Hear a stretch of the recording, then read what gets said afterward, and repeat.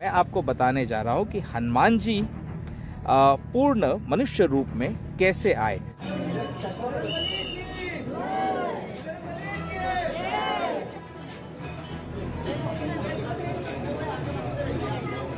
कहते हैं ना, हरी इच्छा बिन कुछ नहीं होता, लेकिन एक सेकंड से भी कम समय के लिए हनुमान जी का वो रूप कैमरे में हो गया कैद। प्रयागराज के लिए सुबह सुबह हमने टेम्पो बुक की और सुबह सुबह टेम्पो बुक करके द मेंडेरियन होटल वाराणसी से हम निकले अपने पूरे परिवार और भक्तों के साथ में प्रयागराज के सफर पर। अब इस सफर के दौरान क्या क्या हुआ और सफर के बाद जब हम त्रिवेणी संगम पहुंचे तो वहां पर कैसी कैसी घटना घटी, इसको सुनना आपको बहुत जरूरी है। त्रिवेणी में डुबकी लगाकर लौटने की तैयारी कर ही रहे थे कि यकायक गंगा जमुना का स्तर एकदम से बढ़ गया, नदी का बहाव तेज हो गया, नाव डोलने हिलने लगी, आंधी तूफान रेतीली आंधी चलने लगी चारों ओर, जैसे कि साक्षात हनुमान जी पूरे वेग के साथ आने की तैयारी कर रहे हों।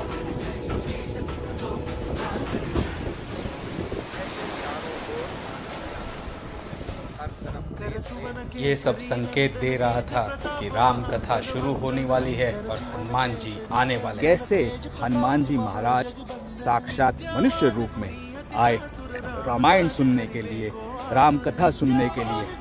जब प्रभु ने कहा है कि त्रिवेणी संगम के घाट पर बैठकर ही राम की कथा होनी है, हर तीर्थ स्थान पे होनी है, तो सबने कहा इतनी रेत की हवा चल रही है, बहाव चल रहा है, आँख को कुछ दिखाई नहीं देता है, तो ऐसे दिखाई देने में आप कैसे कथा कह सकते? प्रभु ने कहा तूफान का जोर इतना तेज था कि कैमरा भी गिर गया। राम कथा शुरू करने ही जा रहे थे और कैमरा धड़ाम से नीचे गिरा। कैमरे को एडजस्ट करने के लिए जैसे ही ऊपर उठाया और एडजस्ट करना चाहा, वैसे ही हनुमान जी का वो रूप इस कैमरे में एक सेकंड से भी कम समय के लिए कैद हो गया।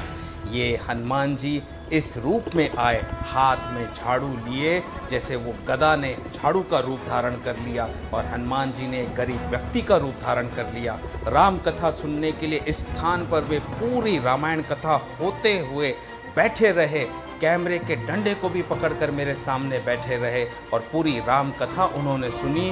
रामायण होने के 2 सेकंड पूर्व ही उठकर तुरंत की तुरंत चल दिए और गायब हो गए। ये हनुमान जी का वेग था।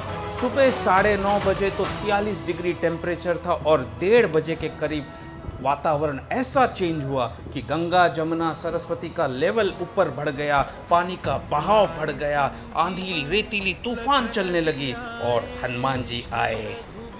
स्थान पर हमारी रामायण सत्संग हुई। ये वही स्थान है जहाँ पर त्रेता युग में याज्ञवल्क्य मुनि ने भरद्वाज मुनि को पूरी राम कथा सुनाई थी।